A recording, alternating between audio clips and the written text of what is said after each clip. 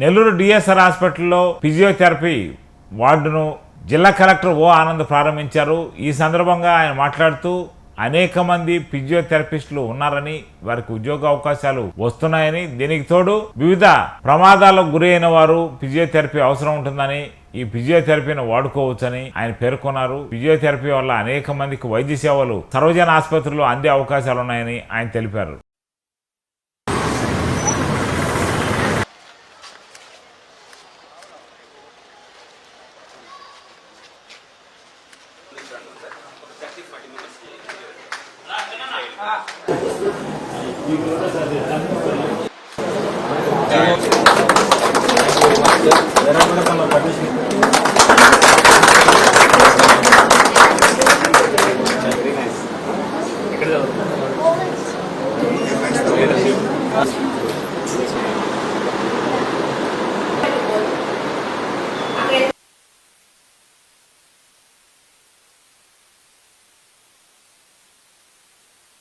మన SDS committee meeting కూడా రెగ్యులర్గా జరుపుకుంటున్నాము.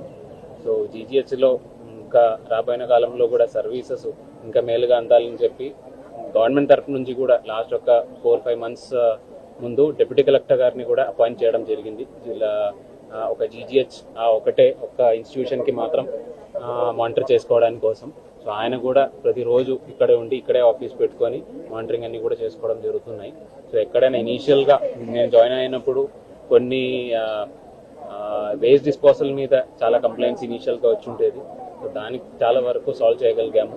దాని తర్వాత కూడా కంటిన్యూస్గా ఎస్డిఎస్ కమిటీ నుంచి అవైలబుల్గా ఉన్న ఇన్కమ్ని పెంచుకొని, అదేవిధంగా ఆ ఇన్కమ్ని సరిగా యూజ్ చేసుకొని మనం ఫెసిలిటీస్ పెంచుకోవడానికి ప్రయత్నం చేస్తున్నాము. ఒకటే రిక్వెస్ట్ ఏంటంటే ఇక్కడ జిల్లాలో ఉన్న ప్రజలందరూ కూడా మనం ఆరోగ్యశ్రీ కింద కంప్లీట్గా ఫ్రీ ట్రీట్మెంట్ జీజీహెచ్ ద్వారా అందించడానికి అవకాశం అయితే ఉంటున్నాయి. అది కాబట్టి జనాలు వీలైన వరకు మ్యాక్సిమం దీని సర్వీసెస్ వాడుకోవాలి. ఏదైనా కంప్లైంట్ ఉన్న పరిస్థితిలో జీజీహెచ్లో కూడా ఆల్మోస్ట్ ఒక 20-25 లొకేషన్స్లో డిప్యూటీ కలెక్టర్ గారిది నంబరు కూడా డిస్ప్లే చేయడం జరిగింది.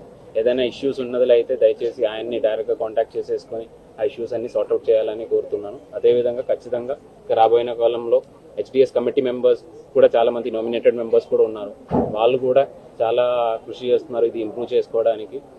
లోకల్గా ఉన్న ఎవరైతే డోనర్స్ ఉన్నారో నెల్లూరు టౌన్లో, అంటే మనకు ఈ నెల్లూరు టౌన్ అంటే జిల్లాలో సుమారుగా ఒక 1/3 జనాభా నెల్లూరు టౌన్లోనే ఉన్నాయి. అదేవిధంగా మన ఎకనామిక్ పరంగా చూసుకుంటే కూడా నెల్లూరు టౌనే జిల్లాలో ఆల్మోస్ట్ ఒక 30-40% దాకా ఎకనామిక్ అవుట్పుట్ కూడా నెల్లూరు టౌన్ నుంచే ఉన్నాయి.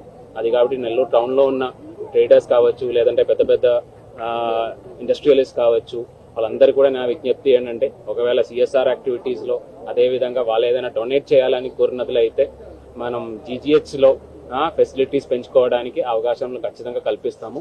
సో హెచ్డిఎస్ కమిటీ మెంబర్స్ కూడా వాళ్ళందరితో మాట్లాడుకోవడం జరుగుతాయి. అదేవిధంగా మన వాళ్ళు కూడా ఒకవేళ మాట్లాడినట్లయితే ఖచ్చితంగా హెల్ప్ తీసుకున్నట్లయితే మన హెచ్డిఎస్ కమిటీ సపోర్టు, అదేవిధంగా స్టేట్ గవర్నమెంట్ నుంచి ఇచ్చిన అమౌంట్తో, అదేవిధంగా ఇక్కడ లోకల్ నెల్లూరు ప్రజలందరిది సపోర్ట్తో జీజీహెచ్ని ఒక మోడల్ కింద డెవలప్ చేస్తామని అనుకున్నాం.